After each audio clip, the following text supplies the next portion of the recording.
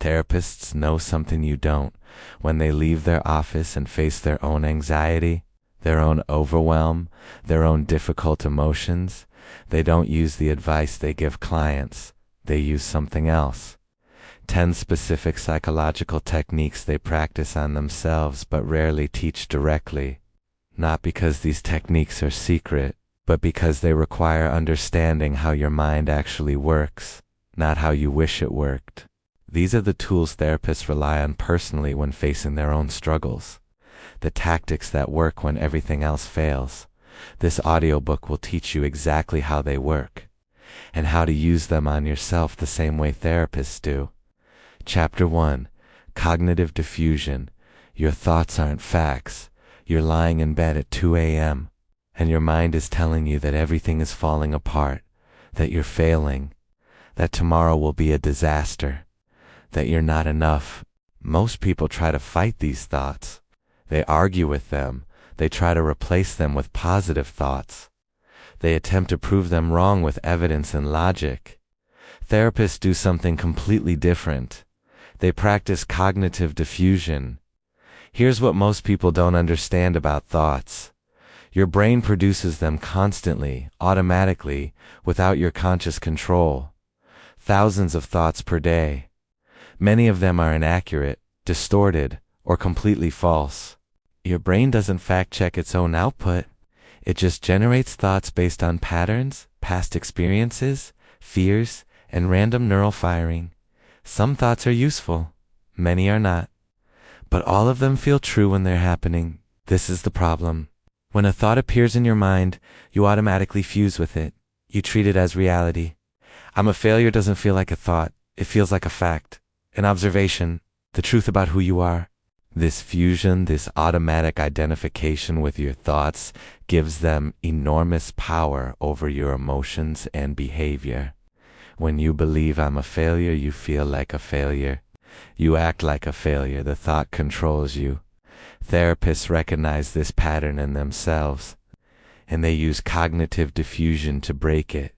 Cognitive diffusion means creating psychological distance between yourself and your thoughts. You're not trying to change the thoughts or make them go away. You're changing your relationship with them. You're recognizing that thoughts are mental events, not facts, not reality, just activity happening in your mind. Here's the technique therapists use. It's absurdly simple, but it works.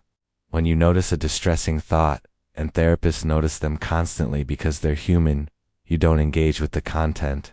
You don't argue. You don't try to prove it wrong. Instead, you add a prefix. I'm having the thought that, so I'm a failure becomes, I'm noticing I'm having the thought that I'm a failure.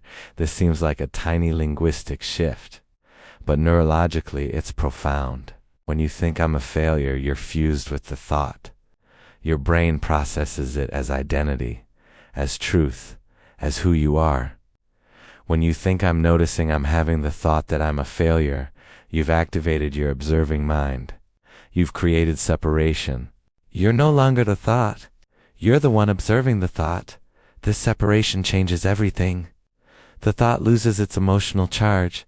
It becomes less compelling, less believable, less controlling. You're not arguing with it. You're not trying to convince yourself it's false. You're just noticing that it's a thought, a mental event, something your brain produced, not necessarily something true. Therapists practice this constantly, multiple times per day, with every thought that creates distress. I'm having the thought that I can't handle this. I'm noticing my mind is telling me that people don't like me. I'm having the thought that I'm going to fail. Each time they do this, they're training their brain to distinguish between thoughts and reality, to observe mental activity without fusing with it. And here's what happens with practice. The diffusion starts becoming automatic. You still have the distressing thoughts, your brain doesn't stop producing them, but they don't control you anymore. You can have the thought I'm going to fail and still take action because you recognize it's just a thought. Just your brain doing what brains do. Not a prediction, not a fact, not reality. Most people spend enormous energy trying to control their thoughts, trying to think positively. trying to eliminate negative thoughts. This exhausts them and doesn't work because you can't control what thoughts your brain generates. Therapists don't try to control their thoughts. They control their relationship with their thoughts, and that makes all the difference. Here's how you practice cognitive diffusion, starting today. Every time you notice a thought that creates distress, anxiety, shame, or any uncomfortable emotion, pause. Don't engage with the content. Don't argue. Don't try to change it. Just add the prefix. I'm having the thought that, or I'm noticing my mind is telling me that. Say this internally.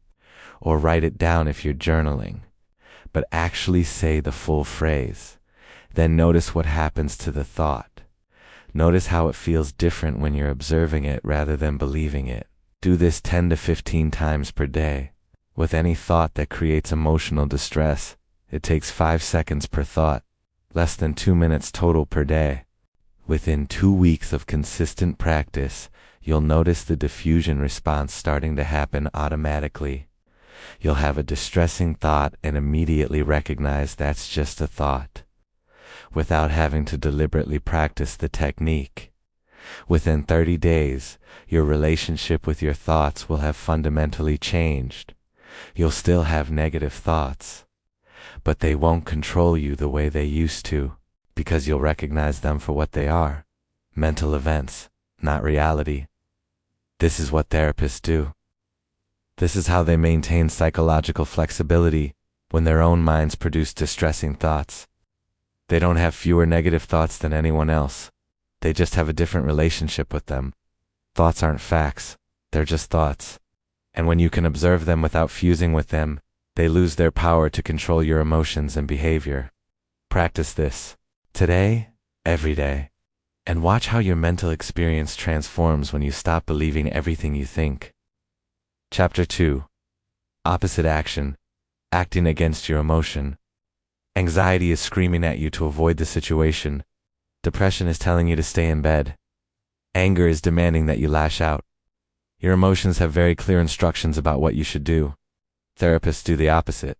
This isn't willpower. This isn't mind over matter. This is a specific technique called opposite action, and it's one of the most powerful tools in a therapist's personal toolkit. Here's what you need to understand about emotions. They generate action urges, automatic impulses to behave in specific ways. Anxiety generates the urge to avoid. Depression generates the urge to isolate and withdraw. Anger generates the urge to attack. Shame generates the urge to hide. These urges feel compelling. They feel like the right response. They feel like what you need to do to handle the emotion. But here's what therapists know. Acting on emotional urges often perpetuates the problem. When you avoid what scares you, anxiety gets stronger. Your brain learns that the thing you avoided was indeed dangerous. Otherwise, why would you have avoided it? So next time you encounter something similar, anxiety activates even more intensely. When you isolate when depressed, depression deepens.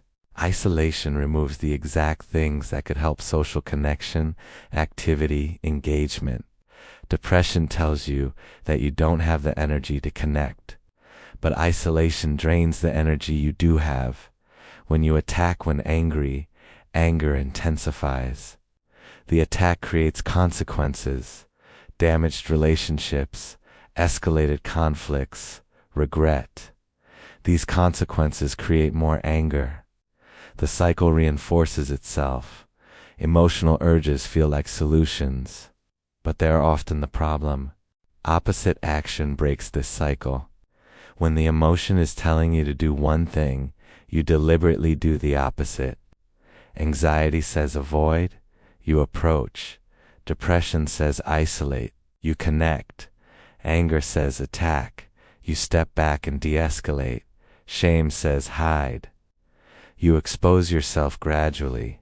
This feels wrong. It feels impossible.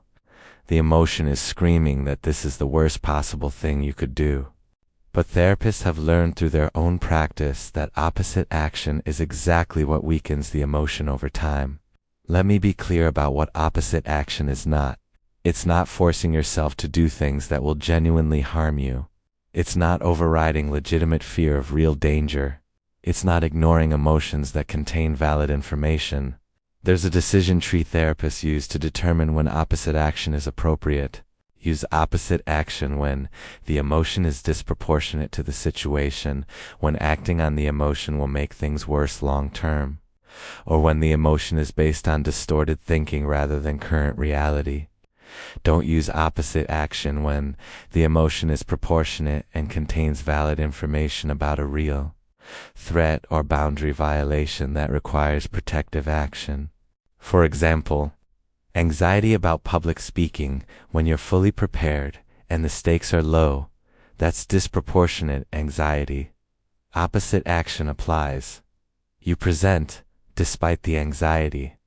But anxiety about walking alone in a genuinely dangerous area at night, that's proportionate anxiety, containing valid information.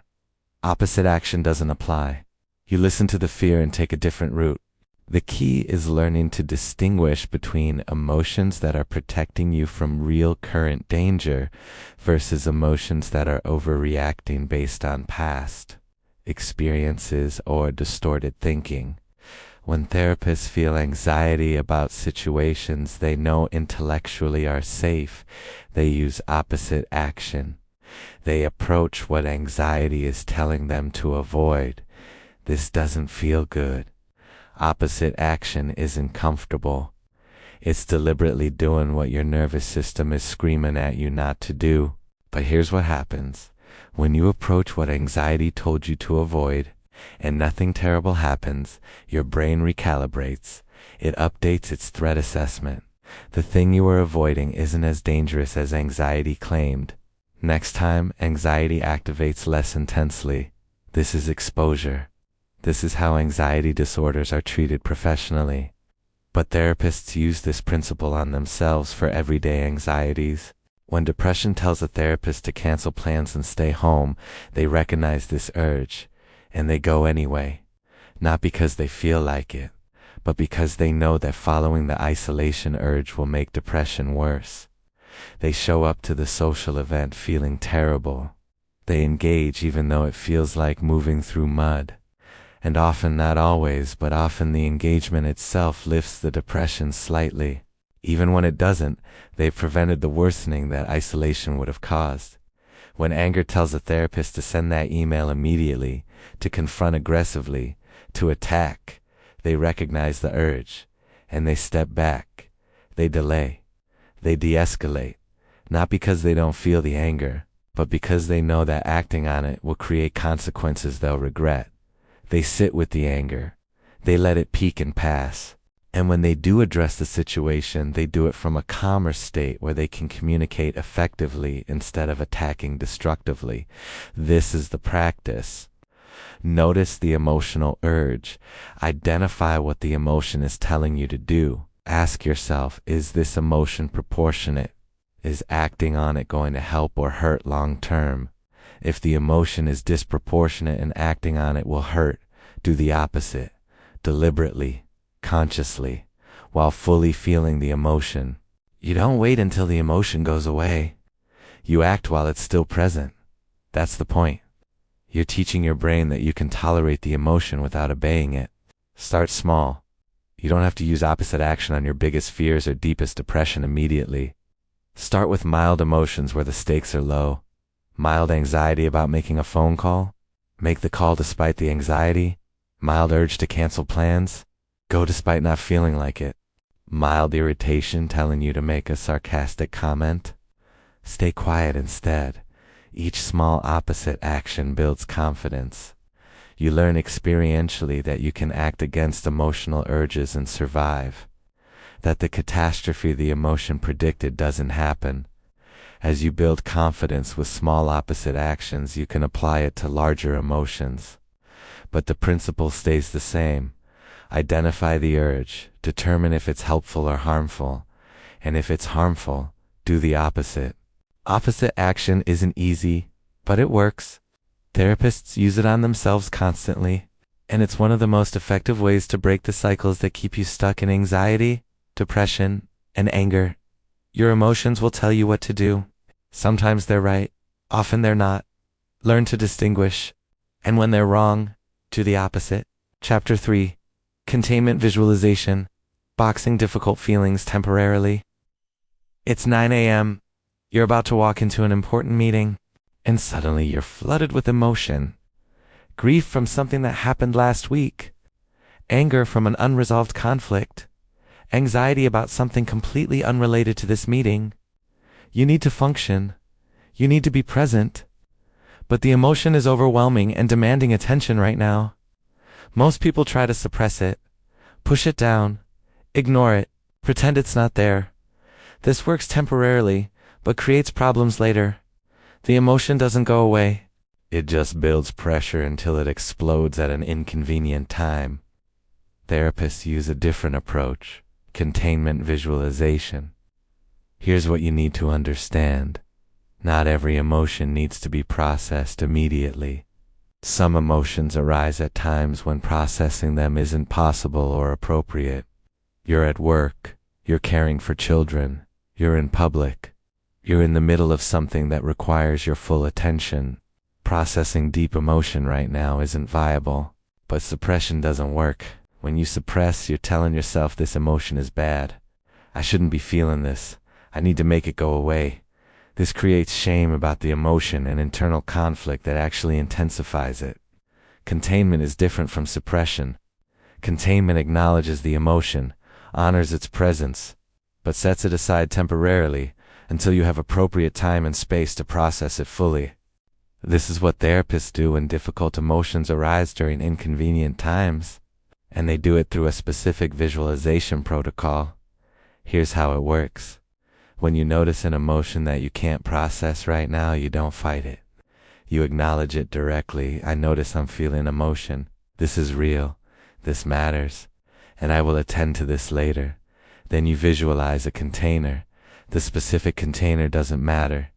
It can be a box, a safe, a locked drawer, a treasure chest. Whatever feels sturdy and secure to you. The container needs to be large enough to hold whatever you're feeling. And it needs to feel safe, something that will protect what you put inside rather than losing it or letting it leak out. Now you visualize placing the emotion inside this container. Not just the feeling itself, but everything associated with it.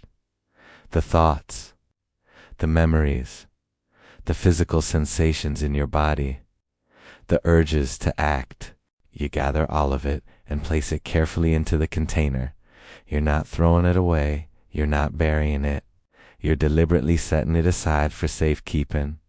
Then you close and secure the container. Lock it if it has a lock. Seal it if it needs sealing. This closure is symbolic but important. It creates a psychological boundary between you and the emotion. Finally, you place the container somewhere in your mental space. Some therapists visualize a shelf where they keep multiple containers for different unprocessed emotions. Some imagine a safe place in nature where the container rests. Some simply see it in a corner of their mind where it's present but not interfering. And here's the critical part that makes containment different from suppression. You commit to a specific time when you will return to the container and process what's inside. I will open this at 6 p.m. when I'm home. I will address this tomorrow morning when I have my therapy appointment. I will process this on Saturday when I have space. This commitment is not optional. This is what makes containment work. You're not avoiding the emotion. You're scheduling it. When 6 p.m. comes or tomorrow morning or Saturday, you actually open the container. You visualize opening it. And you allow yourself to fully feel and process whatever is inside. Often emotions feel less intense when you return to them later. The time gap allows some natural processing to occur. Sometimes they feel just as intense. Either way, you process them at a time when you have space and resources to do so. But here's what happens if you don't honor the commitment to return. The container becomes a dumping ground. You keep putting emotions in without ever processing them. The container gets overfull. Emotions start leaking out anyway, and your brain stops trusting the containment process. Therapists are rigorous about this.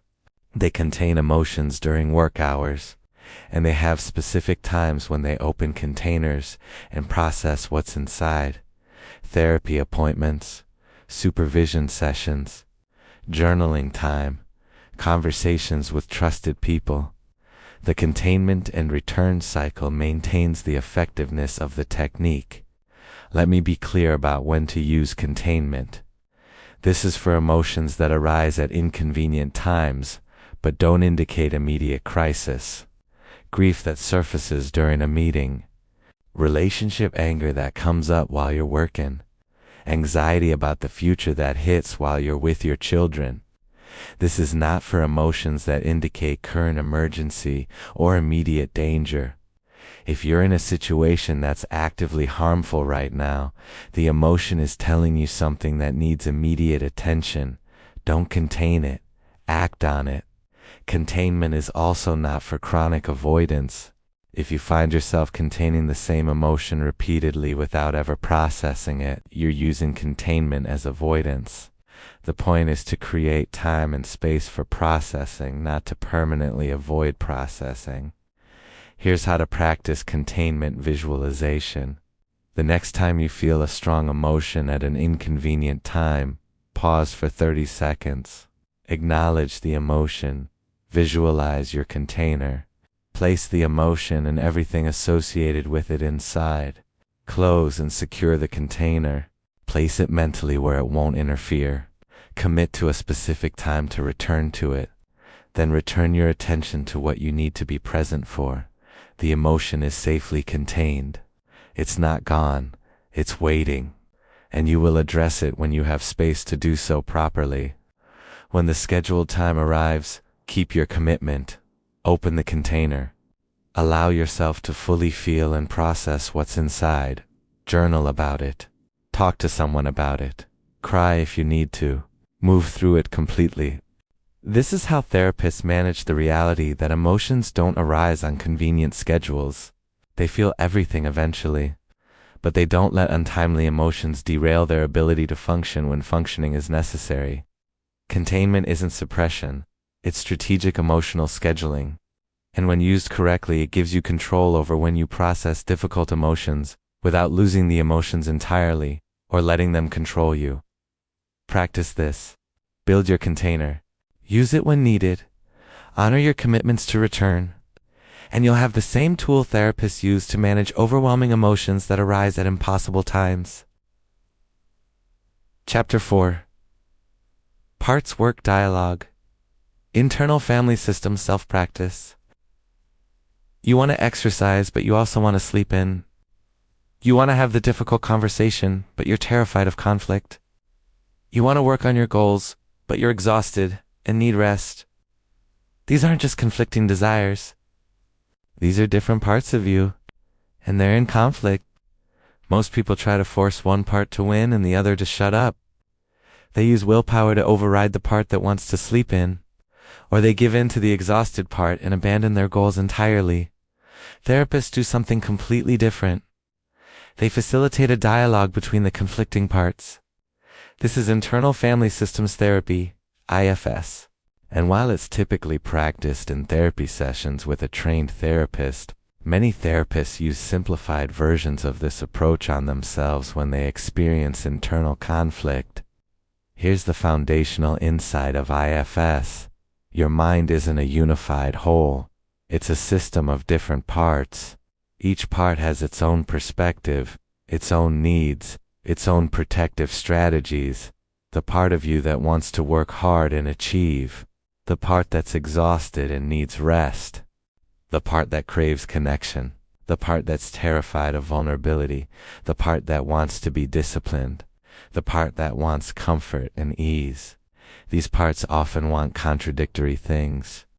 And when you identify with one part and try to eliminate the other, you create internal warfare. The suppressed part doesn't go away. It just gets louder, more desperate, more extreme in its strategies. Therapists recognize when they're experiencing internal conflict between parts. And instead of forcing resolution, they facilitate dialogue. Here's what this looks like in practice. Let's say a therapist is experiencing the conflict between I need to work on this difficult client case tonight and I'm exhausted and need to rest. Instead of forcing one side to win, they identify the two parts, the achiever part and the tired part. And they approach both parts from what IFS calls self, the centered, compassionate, curious core of your being. Self isn't a part. Self is the awareness that can observe all the parts without being controlled by any single one. When you're in self, you're curious rather than judgmental, compassionate rather than critical, calm rather than reactive. From this self position, the therapist asks the achiever part, "What are you trying to protect me from?" The achiever part might respond, "I'm trying to protect you from being a bad therapist, from letting your client down, from being seen as incompetent, from failure." Then they ask the tired part the same question, "What are you trying to protect me from?" The tired part might respond, "I'm trying to protect you from burnout, from getting sick, from sacrificing your own well-being, from being unable to show up for anyone if you collapse." Notice what just happened. Both parts are protective. Both parts are trying to help. They have different strategies, but the same fundamental intention, protecting your well-being. When you recognize this, the conflict shifts. You're no longer at war with yourself. You have two protective parts with different assessments of what you need. Now the therapist asks both parts, "What do you need me to understand?" And they listen to each part's full perspective without judgment. The achiever might say, "I need you to understand that your competence matters, that your work matters, that the client is struggling and needs your attention."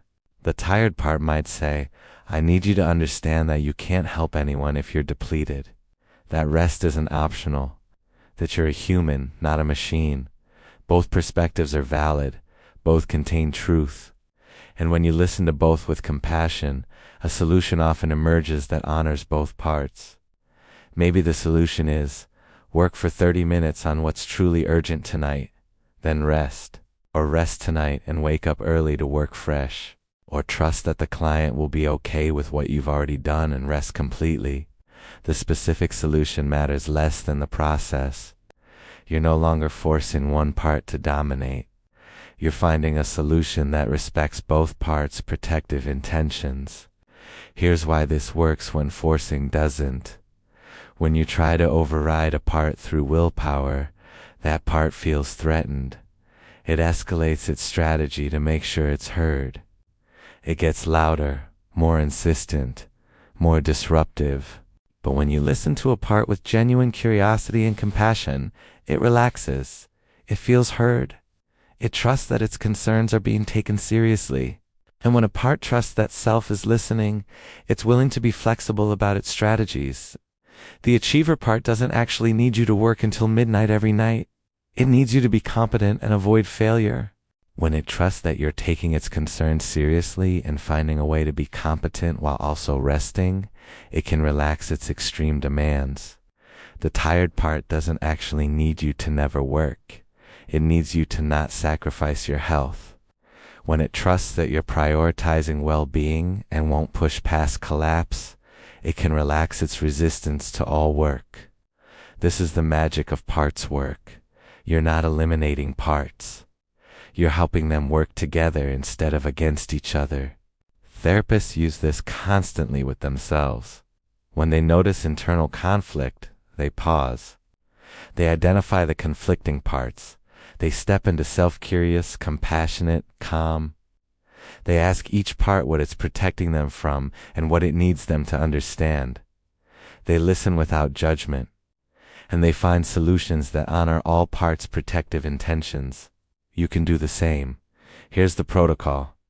When you notice internal conflict, two parts of you wanting contradictory things, pause. Don't force a resolution. Name the two parts. Give them descriptive names based on what they want. The ambitious part, and the cautious part, the disciplined part and the comfort-seeking part. Whatever fits. Then find yourself position. Take a few deep breaths. Create some internal space. Approach both parts with genuine curiosity rather than judgment. Ask each part, one at a time, what are you trying to protect me from? What do you need me to understand? Listen to the answers. Really listen. Don't argue. Don't dismiss. Just receive what each part is telling you. Then ask, what would help you relax?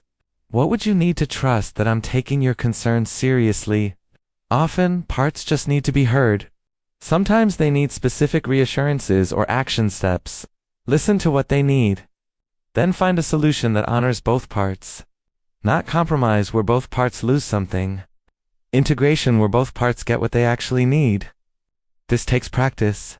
The first few times you try parts work on yourself, it might feel awkward or artificial. That's normal. You're learning a new skill. But therapists who practice this regularly report that it's one of the most effective tools for resolving internal conflict, because you're not at war with yourself anymore. You're facilitating cooperation between parts that all want to protect you, but have different strategies. All parts are welcome. All parts are protective. All parts deserve to be heard. When they feel heard, they can relax their extreme strategies and work together. This is how therapists work with their own internal conflicts. And it's how you can transform internal warfare into internal cooperation. Chapter 5. Bilateral Stimulation, Self-Administered EMDR. You're experiencing intense distress, a memory that won't leave you alone, an emotion that feels stuck in your body, anxiety that's overwhelming your system. EMDRI, movement desensitization and reprocessing, is a therapy technique typically administered by trained professionals. But the core mechanism of EMDR, bilateral stimulation, can be self-administered when therapists need to process something difficult and can't immediately access their own therapy. Let me be absolutely clear. This is not a replacement for professional EMDR therapy. If you have significant trauma, you need a trained therapist. Self-administered bilateral stimulation is a crisis tool for acute distress, not a treatment for complex trauma. But therapists use this on themselves for subtraumatic distress, and it's remarkably effective for what it's designed to do. Here's what bilateral stimulation is. Alternating left-right stimulation that helps your brain process distressing memories and emotions. The alternating stimulation appears to facilitate the same neural processing that happens during REM sleep, where your brain naturally processes and integrates experiences.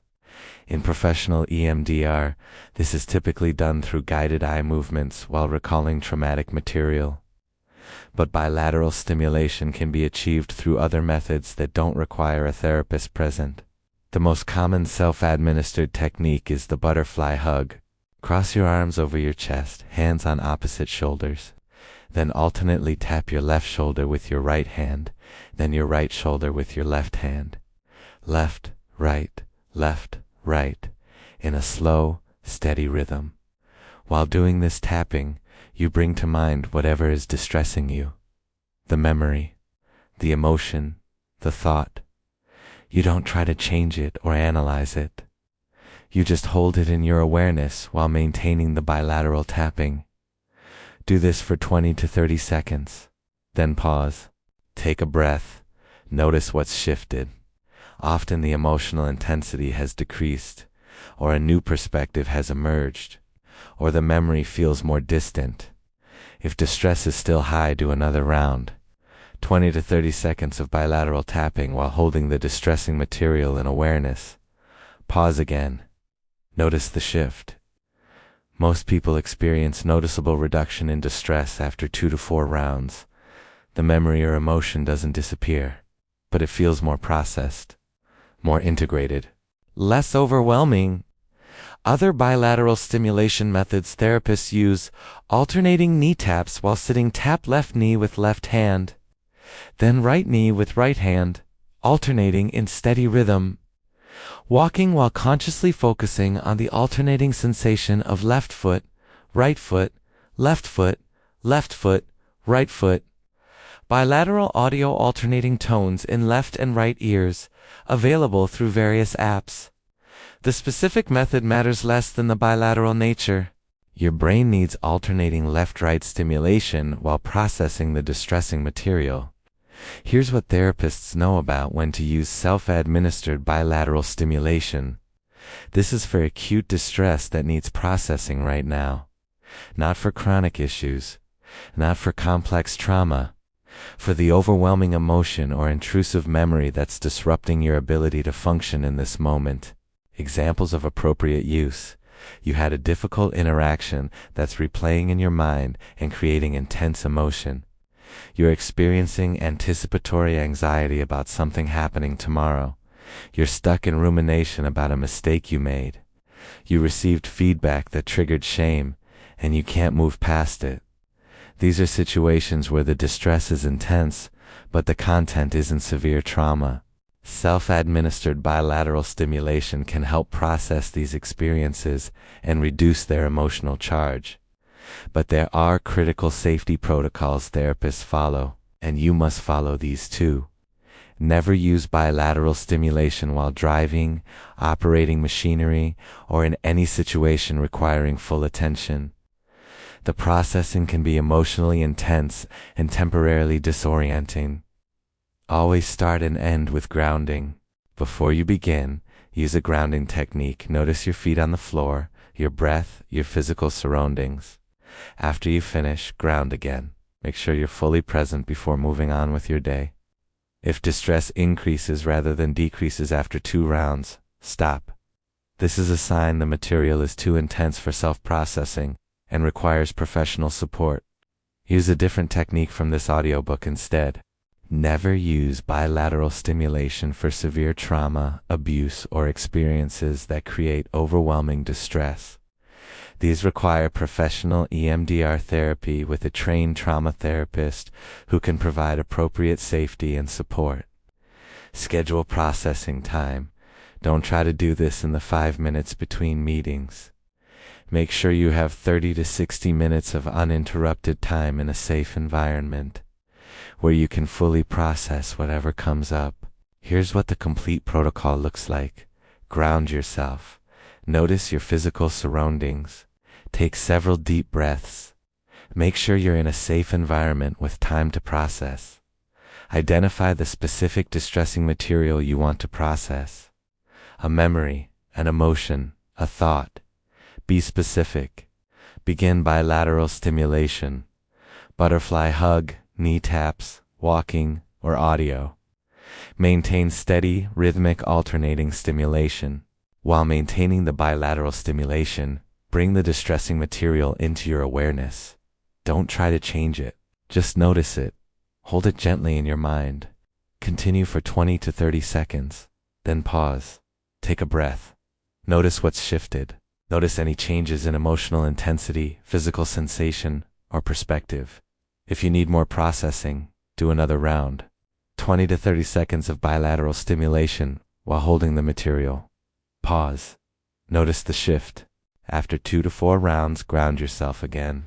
Notice your surroundings. Take several deep breaths. Make sure you're fully present. Most therapists report significant reduction in distress after using this technique. The memory or emotion doesn't disappear completely, but it feels more manageable, more integrated, less raw and overwhelming. This is not magic. This is working with your brain's natural processing mechanisms. The bilateral stimulation appears to facilitate the same integration that happens during REM sleep. You're helping your brain do what it already knows how to do, but respect the limits. This is for acute distress, not trauma therapy. This is for moments when you need immediate processing and can't access your therapist. This is a tool, not a treatment. Use it appropriately. Follow the safety protocols, and you'll have the same crisis intervention technique therapists use on themselves when facing overwhelming distress that needs immediate processing. Chapter 6. Socratic Questioning. Challenging your own thoughts. Your mind just told you that you're going to fail, that everyone thinks you're incompetent, that this situation is going to end in disaster. Most people either believe these thoughts completely or try to argue with them using positive affirmations. No, I'm actually very capable. I'm smart and talented. Everything will work out fine. Neither approach works. Believing catastrophic thoughts creates unnecessary anxiety. Arguing with them using forced positivity feels fake and your brain rejects it. Therapists use a third approach, Socratic questioning. They interrogate their own thoughts the same way they would interrogate a client's distorted thinking. This is one of the foundational techniques of cognitive behavioral therapy, and therapists practice it on themselves constantly. Here's what you need to understand. Your brain produces thoughts automatically based on patterns, past experiences, cognitive biases, and emotional states. Many of these thoughts are inaccurate. Some are completely false, but they all feel true in the moment. The problem isn't that you have negative thoughts. Everyone has negative thoughts. The problem is accepting those thoughts as facts without examination. When a therapist notices themselves having a thought that creates distress, I'm going to mess this up, they're judging me, I can't handle this, they don't automatically believe it, and they don't try to replace it with forced positivity. They examine it, they investigate it, they test it against reality. This is Socratic questioning, named after Socrates, who taught through asking questions rather than making statements. You're not telling yourself what to think. You're asking yourself questions that reveal whether your thought holds up to scrutiny. Here are the 5 core questions therapists ask themselves when they notice a distorted thought. Question 1. What's the evidence for this thought? Not feelings, not assumptions, or actual evidence. If your thought is everyone thinks I'm incompetent, what's the actual evidence? Did someone specifically tell you you're incompetent? Did you receive feedback indicating incompetence? Or are you interpreting neutral situations through a negative filter? When therapists ask themselves this question honestly, they often discover there's very little actual evidence for the thought. Maybe one person gave critical feedback. Maybe they made one mistake. But everyone thinks I'm incompetent isn't supported by evidence. It's a catastrophic interpretation of limited data. Question 2. What's the evidence against this thought? This is where you deliberately look for information that contradicts your negative thought. If the thought is I always fail, what's the evidence against that? Times you succeeded, tasks you completed, challenges you overcame, positive feedback you received. Your brain has a negativity bias. It naturally notices and remembers negative information more than positive. Asking for evidence against the thought forces you to acknowledge the positive data your brain is filtering out. Question 3. What's an alternative explanation? Your thought presents one interpretation of the situation, usually the most negative interpretation. But there are always multiple possible explanations for any situation. If someone didn't respond to your email, your thought might be they're ignoring me because they're angry. Alternative explanations. They're busy. They haven't seen it yet. They're thinking about their response. They have their own overwhelming situations happening. The email went to spam. Most of these alternatives are more likely than your catastrophic interpretation. Socratic questioning forces you to consider them instead of accepting the first negative explanation your brain generated. Question 4. What would I tell a client who had this thought? This question is particularly powerful for therapists. They notice that the advice they'd give a client is much more balanced and compassionate than the thoughts they're having about themselves. If a client said, I'm going to fail and everyone will think I'm incompetent, the therapist wouldn't respond, yes, you're right, you probably will fail. They'd help the client examine the thought, identify the distortions, consider alternatives, and develop a more balanced perspective. When therapists ask themselves, what would I tell a client who had this thought? They instantly access the wisdom and compassion they offer others, but deny themselves. You can use this question even if you're not a therapist. Ask yourself, what would I tell a friend who had this thought? You're much kinder and more rational with others than you are with yourself. This question helps you access that external perspective. Question 5. What's the worst that could realistically happen, and could I handle it?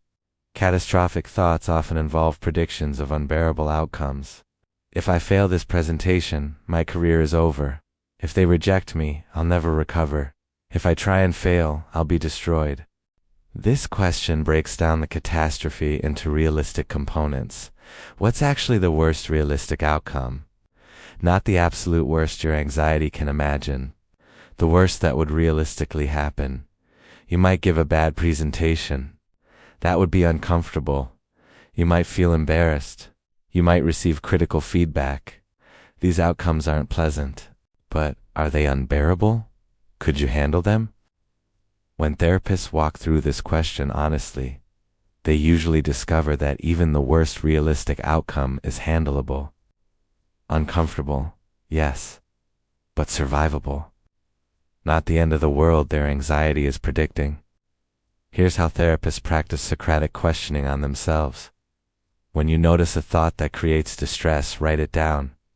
Actually write it. This creates psychological distance and allows you to examine it more objectively. Then ask yourself the 5 questions. Write the answers. Don't just think through them. Writing forces clarity that thinking allows you to avoid. What's the evidence for this thought? What's the evidence against this thought? What's an alternative explanation? What would I tell a friend who had this thought? What's the worst realistic outcome and could I handle it? After working through these questions, write a more balanced thought, not a positive affirmation. A balanced thought that incorporates the evidence you discovered. For example, original thought. I'm going to fail this presentation, and everyone will think I'm incompetent. Balanced thought after Socratic questioning. I'm nervous about this presentation, which is normal. I've prepared adequately. I've given successful presentations before. Even if this one doesn't go perfectly, one imperfect presentation doesn't define my competence. Most people are focused on the content, not judging me. And even if I do make mistakes, I can handle that discomfort. Notice this isn't, I'm gonna be amazing and everyone will love it. That's forced positivity. The balanced thought acknowledges the nervousness, incorporates the evidence, considers alternatives, and recognizes your ability to handle outcomes. This balanced thought feels more true than either the catastrophic thought or the forced positive affirmation. And when something feels more true, your brain accepts it. Therapists practice Socratic questioning multiple times per day. Every time they notice a thought that creates unnecessary distress, it becomes automatic with practice. The first few times you do this, it will take 10 to 15 minutes. You're learning the process. But after practicing for a few weeks, you can run through the questions mentally in 30 to 60 seconds. Eventually, Socratic questioning becomes an automatic response. You have a catastrophic thought and immediately your brain asks, what's the evidence for that? Without you having to deliberately initiate the process. This is what separates therapists from people who are controlled by their thoughts. Therapists have trained themselves to examine thoughts rather than believe them automatically. You can develop the same skill. Every distressing thought is an opportunity to practice. Write it down. Ask the 5 questions. Write the answers. Develop a balanced alternative thought. Do this consistently for 30 days, and you'll notice a fundamental shift in your relationship with your thoughts. You'll still have negative thoughts, but they won't control you, because you'll have trained yourself to examine them rather than accept them as truth. Your thoughts aren't facts, they're hypotheses.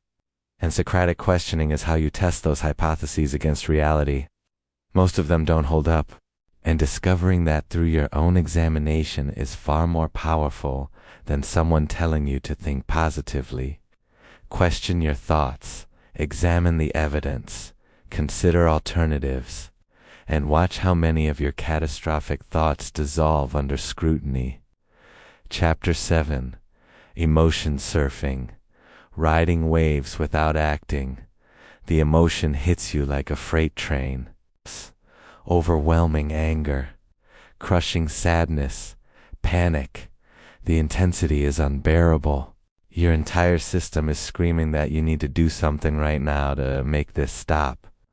Most people either act on the emotion impulsively, sending the angry text, making the rash decision, engaging in the destructive behavior, or they fight the emotion, trying desperately to make it go away, which often makes it worse. Therapists do neither. They surf the emotion. This technique is called emotion surfing, sometimes called urge surfing, and it's based on a simple but counterintuitive truth. Emotions are temporary. They rise, peak, and fall naturally, but only if you let them. When you act on an emotion to discharge it or fight against an emotion to suppress it, you extend its duration and often intensify it. The emotion that would have peaked and passed in 5 to 10 minutes can last for hours, or days when you interfere with its natural cycle.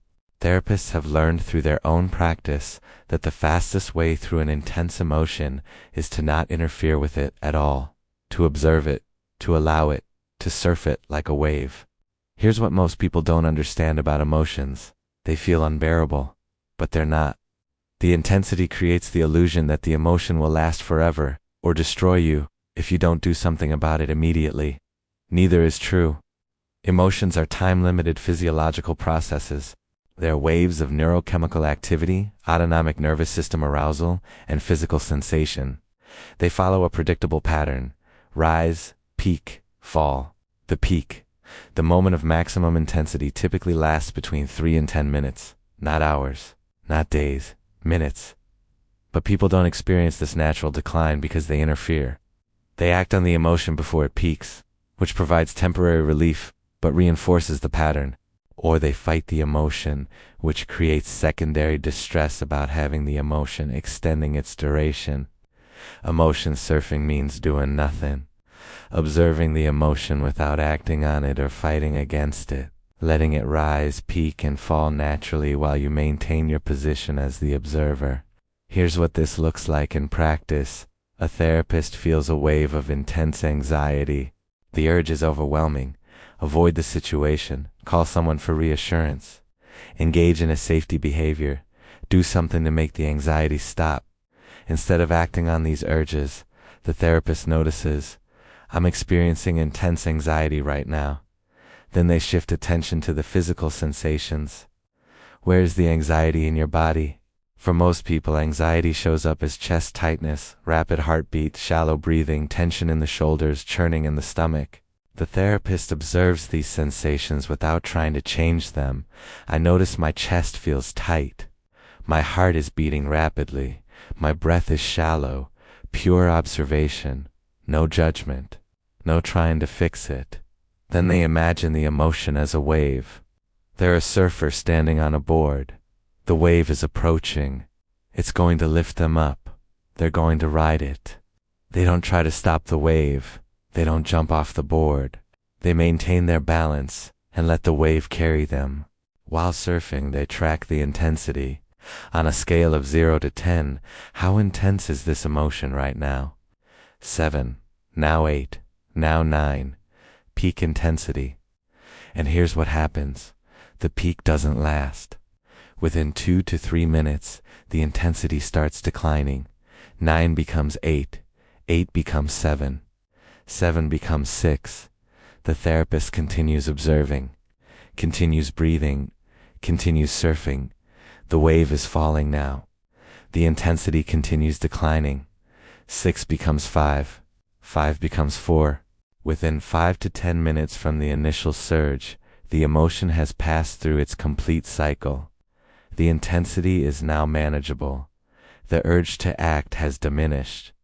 The wave has passed. The emotion didn't destroy them. It didn't last forever. It followed its natural pattern and resolved on its own because they didn't interfere with the process. This is emotion surfing. And therapists practice this constantly with their own intense emotions. The technique works because of what doesn't happen. You don't get the temporary relief that comes from acting on the emotion. You don't get the escape that comes from avoidance. You don't get the discharge that comes from emotional outbursts. Those temporary reliefs are what maintain the pattern. Your brain learns when emotion is intense, act on it, or suppress it to get relief. So next time the emotion arises, it demands action or suppression even more insistently. But when you surf the emotion, when you allow it to rise and fall without interference, your brain learns something different. It learns, this emotion is intense but temporary. I can tolerate it without acting. The intensity passes on its own. After surfing emotions successfully multiple times, you develop confidence. Not that you won't feel intense emotions, you will, but that you can handle them without them controlling your behavior. This confidence changes everything. The emotion still feels intense, but it's no longer terrifying, because you know from direct experience that it will peak and pass, that you can tolerate it, that it won't destroy you. Here's the complete emotion surfing protocol.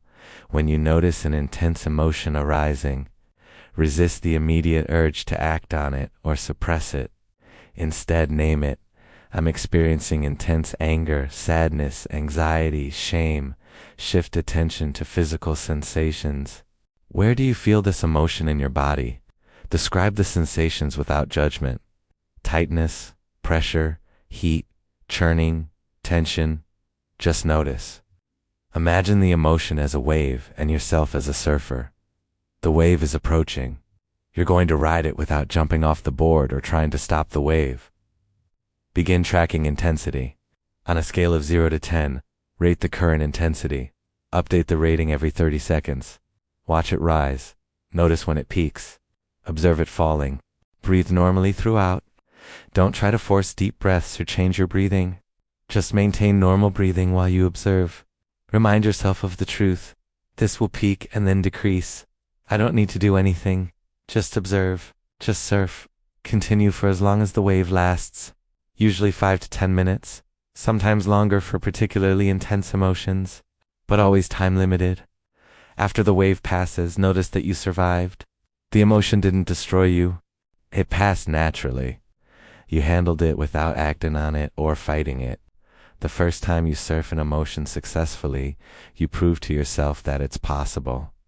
This is experiential evidence that your brain accepts in ways that intellectual understanding never creates. The second and third times, you build confidence. By the 10th time, emotion surfing becomes a reliable tool you know you can use when intense emotions arise. Some emotions are harder to surf than others. Anxiety and anger are often the most challenging because they come with such strong action urges. Sadness and grief are often easier to surf because they don't demand action as insistently. Start with moderately intense emotions. Don't try to surf your most overwhelming emotional experiences on your first attempt. Build the skill with manageable waves before surfing the biggest ones. And remember, you're not trying to make the emotion go away. You're allowing it to complete its natural cycle. The going away happens as a result of not interfering, not as the goal of the technique. Therapists surf emotions regularly. It's how they maintain emotional regulation when intense feelings arise. They don't have fewer intense emotions than anyone else. They've just trained themselves to ride the waves instead of being controlled by them. You can develop the same capacity. The next time an intense emotion arises and you feel the overwhelming urge to act on it or suppress it, pause, notice, observe, track, surf, and discover through your own experience that emotions are powerful but temporary, intense but survivable, waves that rise, peak, and fall naturally when you stop interfering with them. Chapter 8. Grounding in Crisis. The 5-4-3-2-1 technique. Your mind is spinning. You're completely disconnected from the present moment. Panic is overwhelming your system. You're trapped in catastrophic thoughts about the future or ruminating about the past. Your body feels like it's not your own. This is dissociation or panic or severe anxiety that's disconnected you from reality. When therapists experience this level of overwhelm, and they do, because their human cognitive techniques don't work. You can't examine your thoughts when your prefrontal cortex is completely offline. You can't practice cognitive diffusion when you're in full panic mode. You need grounding. And the most reliable grounding technique therapists use is 5-4-3-2-1. Here's why grounding works when other techniques fail. When you're in acute crisis, your thinking brain is not accessible, but your sensory systems remain functional. You can still see, still hear, still feel, still smell, still taste. Grounding techniques force your attention into immediate sensory experience. An immediate sensory experience is, by definition, happening now, not in the catastrophic future your anxiety is predicting, not in the traumatic past your mind is reliving. Now, when you bring your attention fully into now through sensory awareness, you activate the part of your brain that recognizes, I am here, I am in this moment, I am safe right now. This interrupts the panic cycle. It doesn't make the distress disappear instantly, but it creates enough connection to the present moment that your nervous system can begin regulating. The 5-4-3-2-1 technique is the most systematic grounding protocol. It's simple enough to remember even when you're overwhelmed, and it engages all 5 senses in a specific sequence. Here's how it works. 5 things you can see. Look around your environment and identify 5 things you can see right now. Name them out loud if possible, or internally if you're in public. I see the lamp, I see the blue chair, I see the window, I see the bookshelf, I see the door. Don't just glance at them. Actually look at each one for a few seconds. Notice details, the color, the shape, the texture. This forces your visual attention into the present moment. 4 things you can physically touch. Reach out and touch 4 things within your reach. Actually make physical contact and notice what they feel like. I'm touching the table. It feels smooth and cool. I'm touching my jeans. They feel rough. I'm touching the chair arm. It feels hard. I'm touching my hair. It feels soft. The physical sensation of touching brings you into your body, into the present, away from the catastrophic thoughts. 3 things you can hear. Stop and listen. What sounds are present right now? They might be obvious sounds like traffic or conversation, or subtle sounds like the hum of electronics or your own breathing. I hear the air conditioning. I hear someone talking in another room.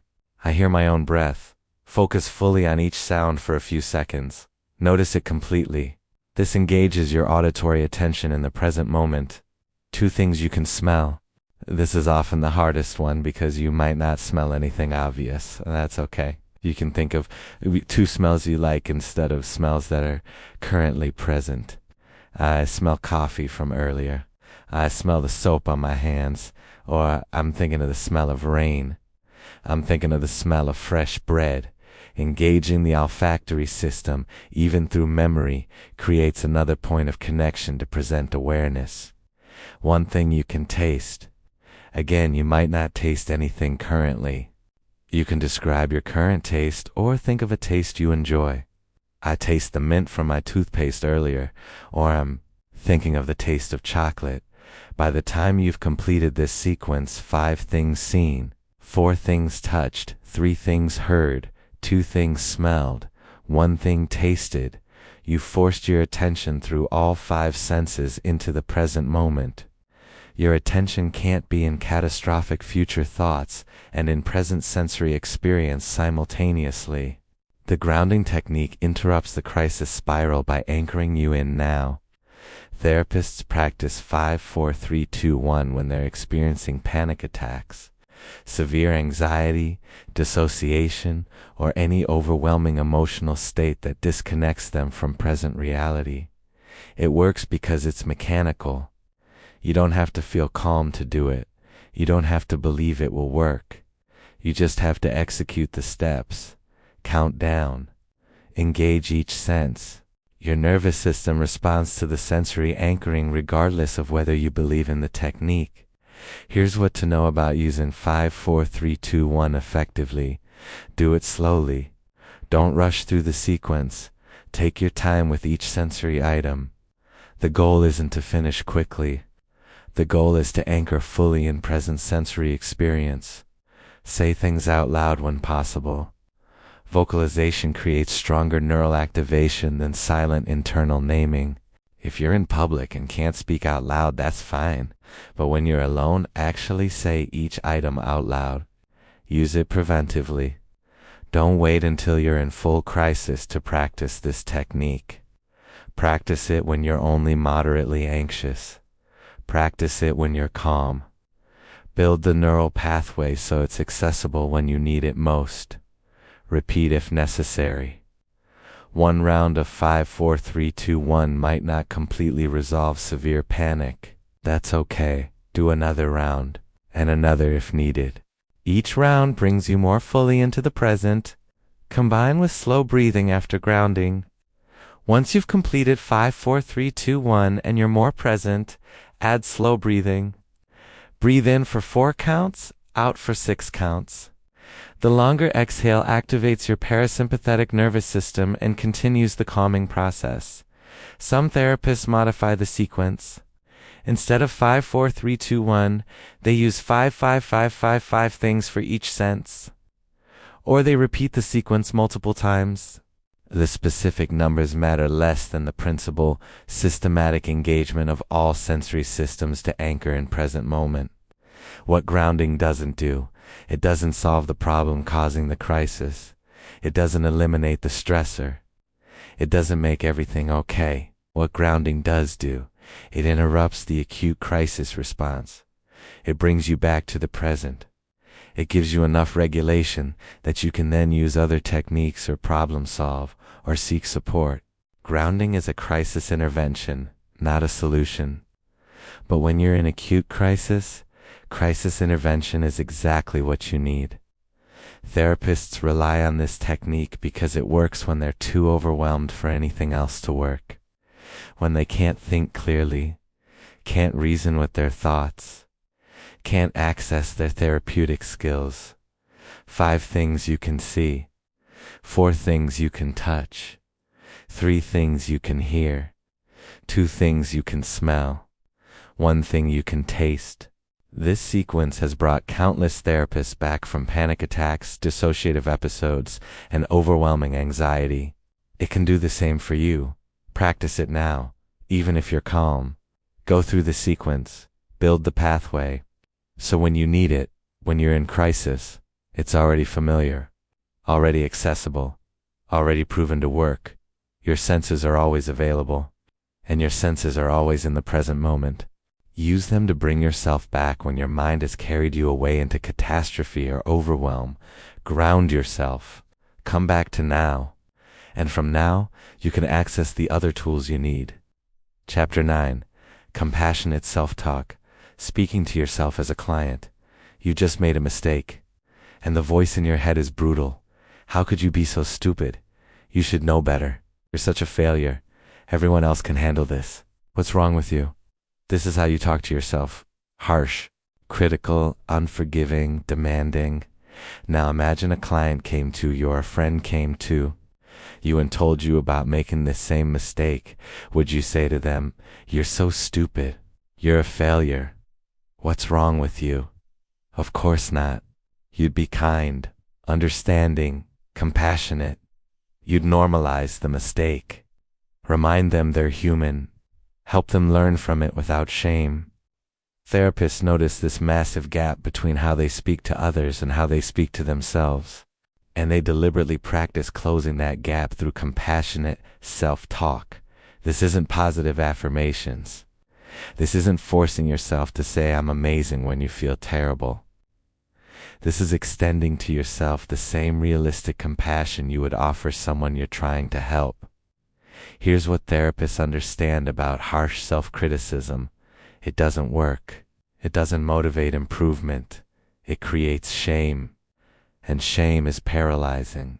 When you attack yourself for making a mistake, your brain goes into threat mode.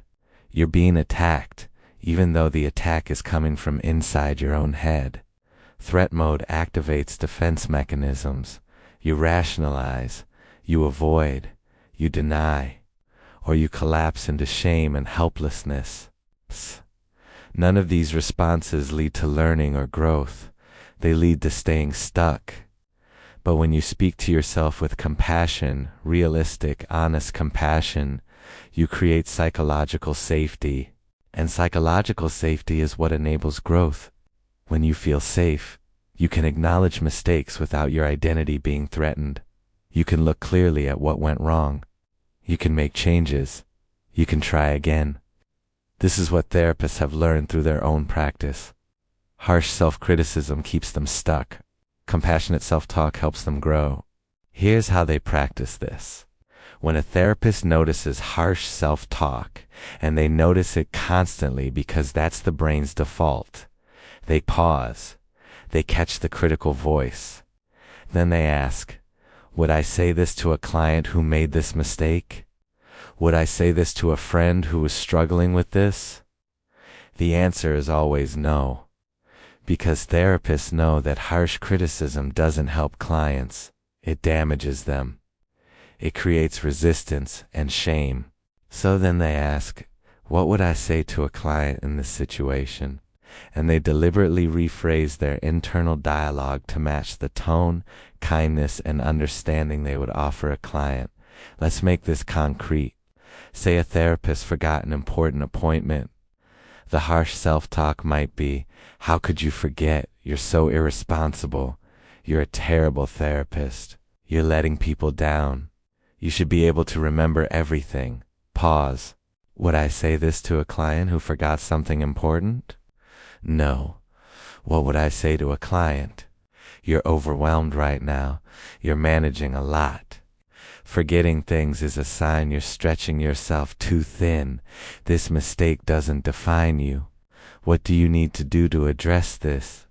And what do you need to do to prevent it from happening again? The therapist then speaks to themselves using that same tone. I'm overwhelmed. I'm managing a lot of difficult client situations and personal stress.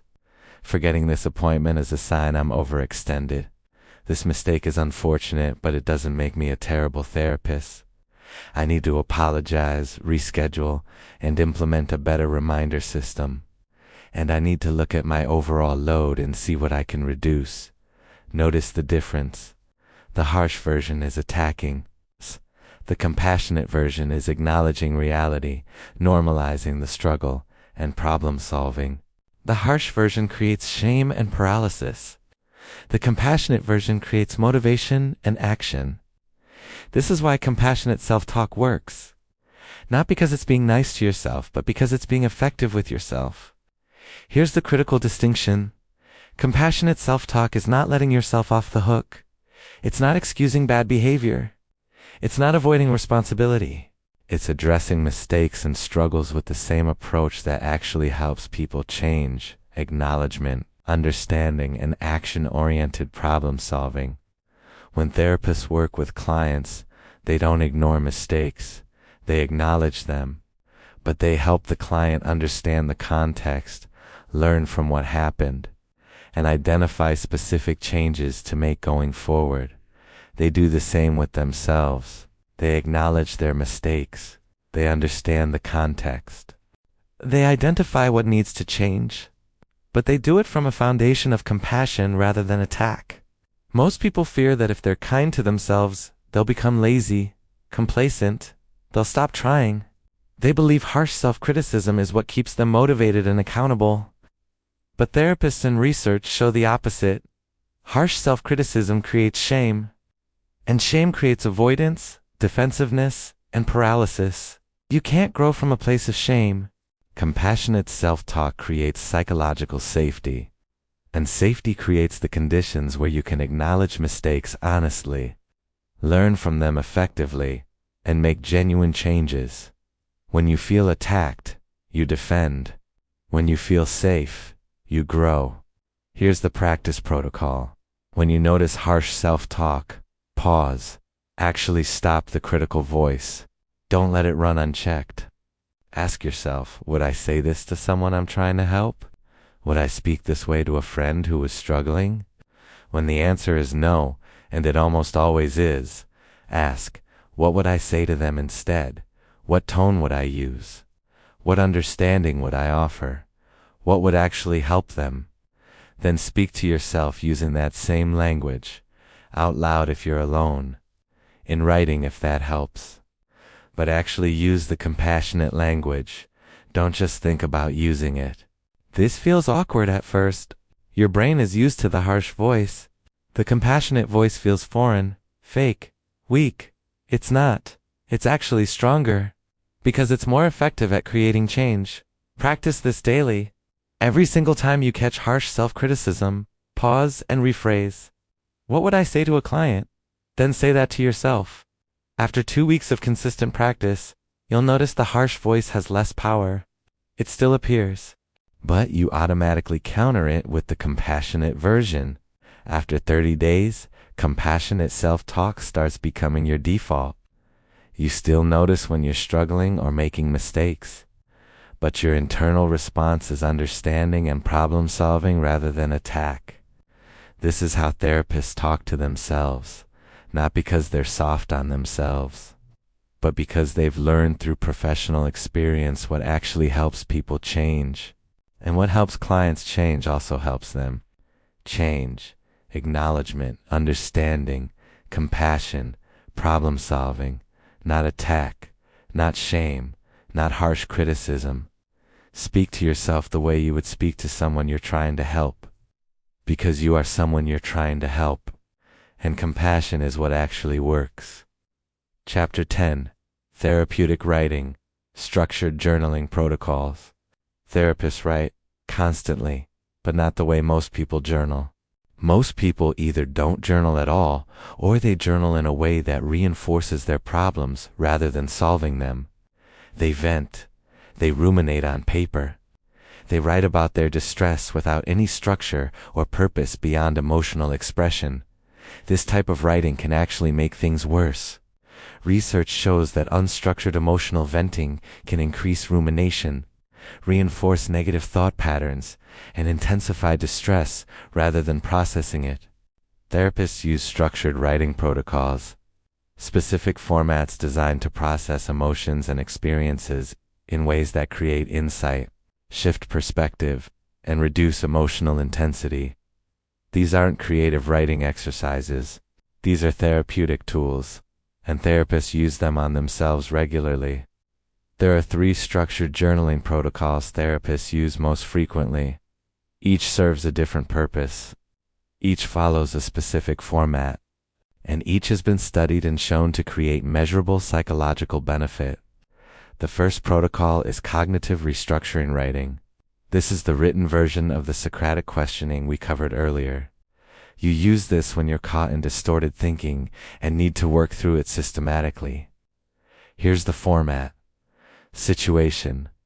Describe the specific situation that triggered distress. Be factual. What actually happened, not your interpretation of what it meant. Automatic thought. What thought went through your mind in this situation? Write the exact thought, even if it seems irrational. Emotion. What emotion did you feel? Name it and rate its intensity on a 0 to 10 scale. Evidence for the thought. What evidence do you have that this thought might be true? Be honest. Include anything that seems to support the thought. Evidence against the thought. What evidence contradicts this thought? Look for facts that don't support the catastrophic interpretation. Alternative thought. Based on the evidence, what's a more balanced way to think about this situation? Not positive, balanced. New emotion. With this alternative thought, what do you feel now? Name it and rate the intensity. Notice if it's different from the original emotion. This structured format forces you through the examination process. You can't skip steps. You can't avoid looking at evidence. You have to work through the entire cognitive restructuring sequence. Therapists use this protocol when they notice themselves in distorted thinking that won't resolve through mental examination alone. Writing it out creates clarity that thinking doesn't achieve. The second protocol is expressive writing. This is for processing difficult experiences or emotions that feel stuck. It's based on research by James Pennebecker, showing that writing about traumatic or difficult experiences in a specific way reduces their emotional impact. Here's the format. Set a timer for 15 minutes. Write continuously for the entire time. Don't stop. Don't edit. Don't worry about grammar or spelling. Write about the difficult experience or emotion. Focus on your deepest thoughts and feelings about it. What it means to you. How it affects you. What you're afraid of. What you hope for. Don't just describe what happened. Explore how you feel about it and what it means. This is internal exploration, not event narration. Do this for 3 to 4 consecutive days. Same time each day, same 15-minute duration. Each day you write about the same experience, but explore different aspects of your thoughts and feelings about it. Don't read what you wrote during the 4 days. Just write and set it aside. After the 4th day you can read it if you want, or not. The therapeutic benefit comes from the writing itself, not from reviewing it. This protocol works because it creates structured emotional processing. You're not just venting indefinitely. You're spending focused time exploring your thoughts and feelings, then stopping. The time limit prevents rumination. The consecutive days create progressive processing. Therapists report that expressive writing often brings up intense emotion initially. Day 1 and 2 can feel worse. But by day 3 and 4, there's noticeable reduction in the emotional charge around the experience. It feels more processed, more integrated, less raw. The third protocol is structured gratitude journaling. This is different from the gratitude practice we covered earlier. This is specifically for rewiring attention patterns and reducing rumination. Here's the format. Write 3 specific things you're grateful for. Not my family or my health. Specific instances. My daughter laughing at dinner tonight. My body healing from the injury faster than expected. The client who sent positive feedback about our last session. For each item, write why you're grateful for it. Not just what it is, but what it means to you. How it made you feel. Why it matters. Write how this specific thing made you feel. Name the emotion. Describe the physical sensation of feeling it. This level of specificity does something your brain can't ignore. Generic gratitude gets filtered out as platitude. Specific gratitude with emotional detail creates actual attention shift. Do this daily, same time each day. Takes 5 to 10 minutes. The consistency is what creates the rewiring. One entry doesn't change your attention patterns. 30 consecutive days of entries does. Here's what therapists know about therapeutic writing that most people don't. It only works with structure and consistency. The structure prevents rumination. The consistency creates cumulative benefit. Writing once when you feel like it doesn't create therapeutic benefit. Writing daily using a specific protocol for minimum 30 days does. The benefits aren't immediate. You might not feel better after the first session. You might feel worse after expressive writing day 1. This is normal. The benefit is cumulative and appears over weeks, not minutes. After 30 days of consistent therapeutic writing using one of these protocols, therapists report significant reduction in intrusive thoughts, better emotional regulation, clearer perspective on their challenges, and increased sense of control over their mental and emotional state. But only if they maintain the structure. Only if they maintain the consistency. Here's the implementation protocol. Choose one of the 3 writing protocols based on your current need.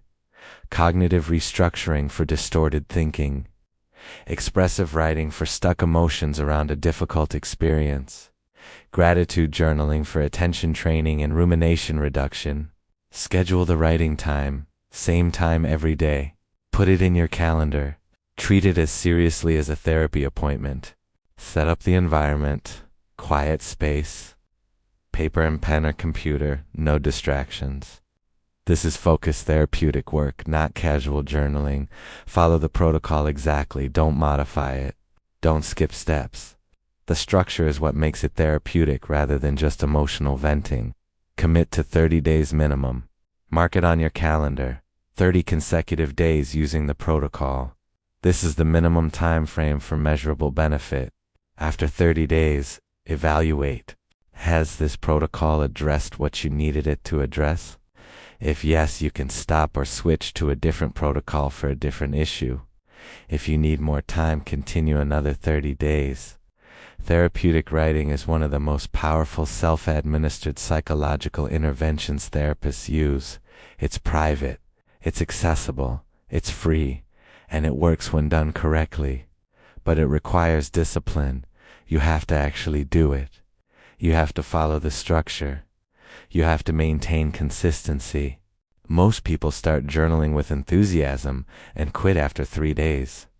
Therapists commit to the protocol for the full 30 days regardless of how they feel on any given day, because they know the benefit is cumulative, not immediate.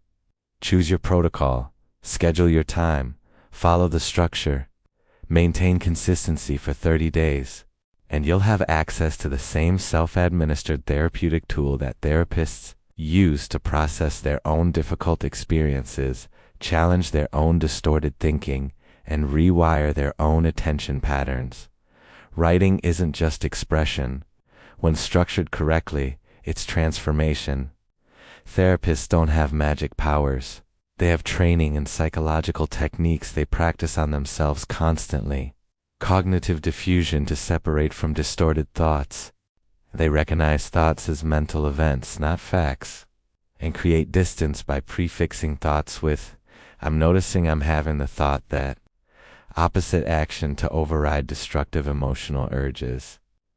When emotions tell them to avoid, isolate, or attack, they deliberately do the opposite because they know acting on emotional urges often perpetuates the problem. Containment visualization to manage emotions that arise at inconvenient times. They acknowledge the emotion, place it in a mental container, and commit to processing it later at a specific scheduled time. Parts work to resolve internal conflicts. They facilitate dialogue between conflicting parts of themselves, honoring each part's protective intention rather than forcing one part to dominate. Bilateral stimulation to process acute distress. They use self-administered techniques like butterfly hug tapping to help their brains process overwhelming emotions or intrusive memories when they can't immediately access their therapist. Socratic questioning to examine thoughts rather than believe them. They ask themselves the same questions they'd ask clients. What's the evidence? What are alternative explanations? What would I tell someone else who had this thought? Emotion surfing to ride feelings without acting on them. They observe emotions as waves that rise, peak, and fall naturally, tracking intensity rather than fighting the emotion or acting on it impulsively. Grounding to return to present when overwhelmed. They use 5-4-3-2-1 sensory engagement to interrupt panic and dissociation by anchoring attention in immediate present moment experience. Compassionate self-talk to replace harsh internal criticism. They speak to themselves with the same tone, kindness, and understanding they would offer a client because they know compassion enables growth while criticism creates shame. Therapeutic writing to process experience with structure. They use specific journaling protocols, cognitive restructuring, expressive writing, structured gratitude that create insight and reduce emotional intensity rather than just venting. These aren't theoretical concepts. These are practical tools therapists use daily on themselves. You now know what they are and how they work. But knowing changes nothing. Using them changes everything. Pick one technique, the one that addresses your most pressing struggle. If you're caught in catastrophic thinking, use cognitive diffusion or Socratic questioning. If you're controlled by emotional urges, use opposite action or emotion surfing. If you're overwhelmed and disconnected, use grounding. If you're harsh with yourself, practice compassionate self-talk. If you need to process difficult experiences, use therapeutic writing. Practice it for 30 days, every single day. Not when it's convenient, not when you remember. Every day for 30 days. because that's how long it takes to internalize a psychological technique to the point where it becomes automatic, where you can access it when you actually need it, where it's not something you know about but something you can do. Therapists have these tools ready when they need them because they've practiced them hundreds of times when they didn't need them. They've built the neural pathways. They've developed the skills. They've proven to themselves through direct experience that these techniques work. You can do the same. Starting today, one technique, 30 days of consistent practice, and you'll have the same psychological tools therapists rely on when facing their own struggles. Not theory, not information, actual tools you can use when your mind is working against you, when emotions are overwhelming, when thoughts are distorted, when you're in crisis. These techniques work, but only if you use them, only if you practice them, only if you commit to learning them the same way therapists learn them through consistent repetition until they become automatic. Start today. Pick your technique, practice it, and discover that you have more control over your psychological experience than you thought possible. The tools are yours. Now use them